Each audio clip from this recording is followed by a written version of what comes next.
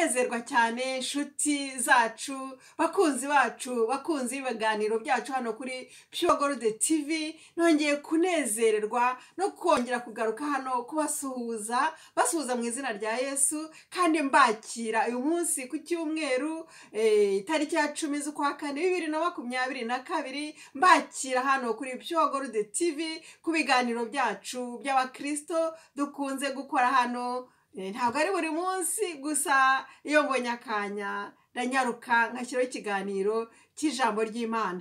Uyu munsi rero tugiye kuganira ukuntu Yesu hari igitangaza kimwe yakoze bituma bamwibazaho. Yesu nk'uko bamwe tuzi ko ari Imana, n'umwana w'Imana, kandi yigize n'umuntu.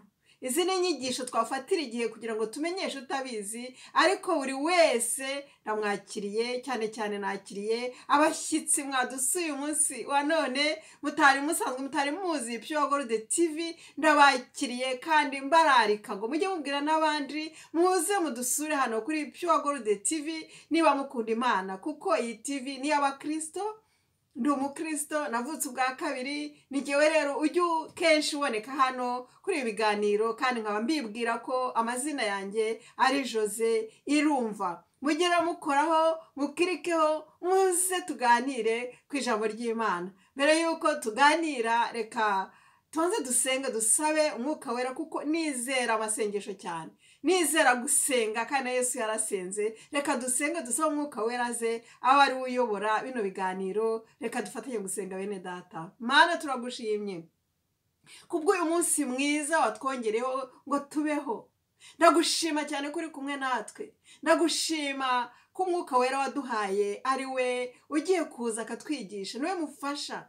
Ndasabye ngo abe ari we ufata vora, abe ari uyobora, abe ari uvugira muri jye, kugira ngo twese dufashwe nawe. Byose mbisabye mu izina rya Yesu umwami wacu, amina. Bene data, nshuti zanjye, namaze kubakira no kubasuhuza. Ubwo nagira ngo dufatanye n'ubundi ijambo dusanga mu butumwa bwiza bwa Matayo ibice 8, duhere ku murongo wa 23. Ndihuta turebe icyo Imana itubwira umunsi wa none.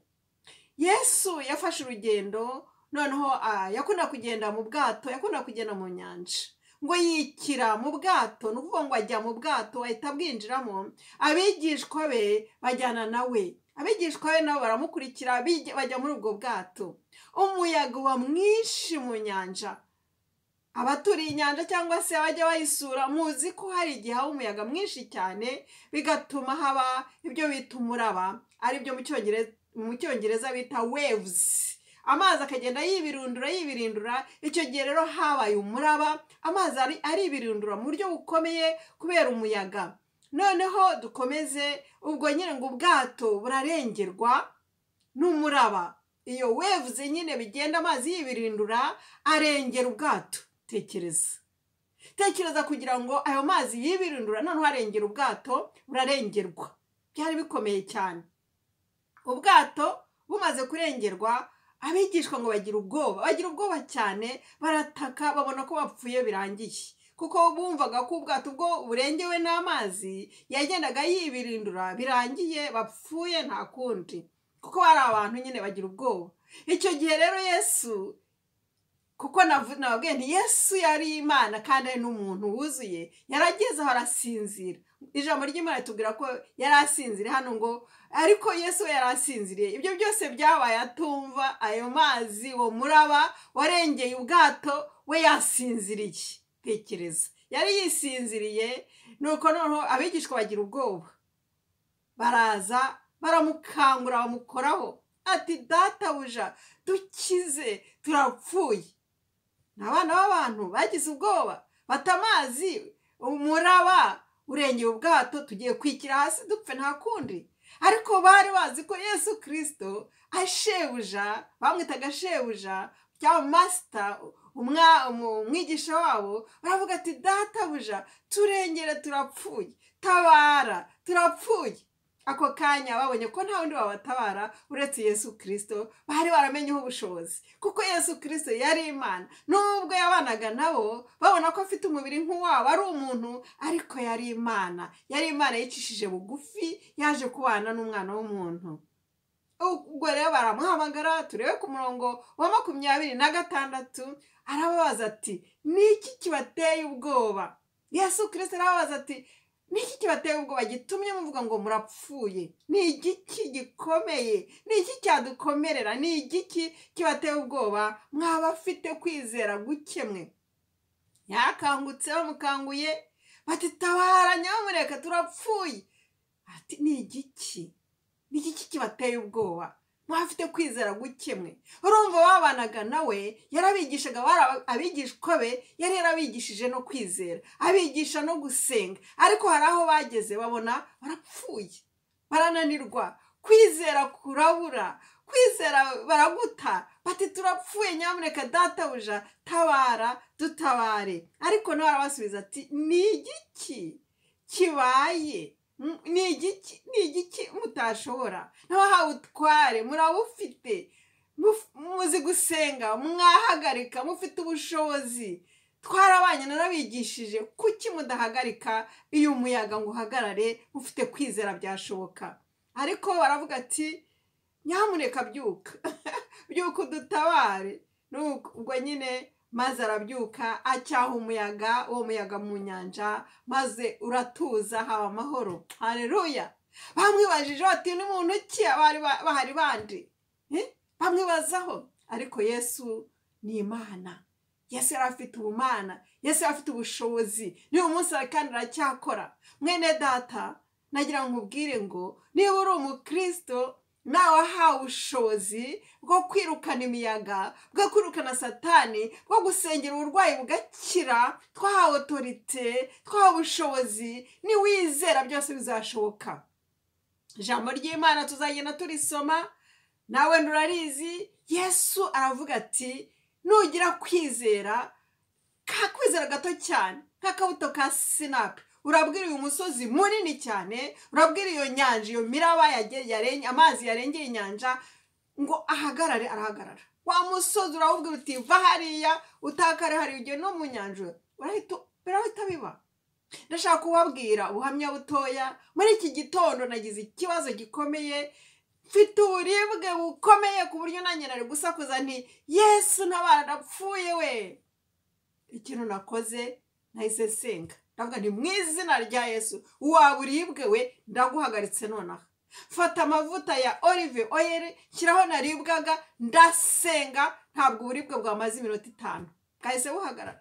Kandi bwari bukomeye cyane, ntabwo ari ukubakabiriza, bwari bukomeye, bwahagaze. Mpita njya muri eglise gusenga.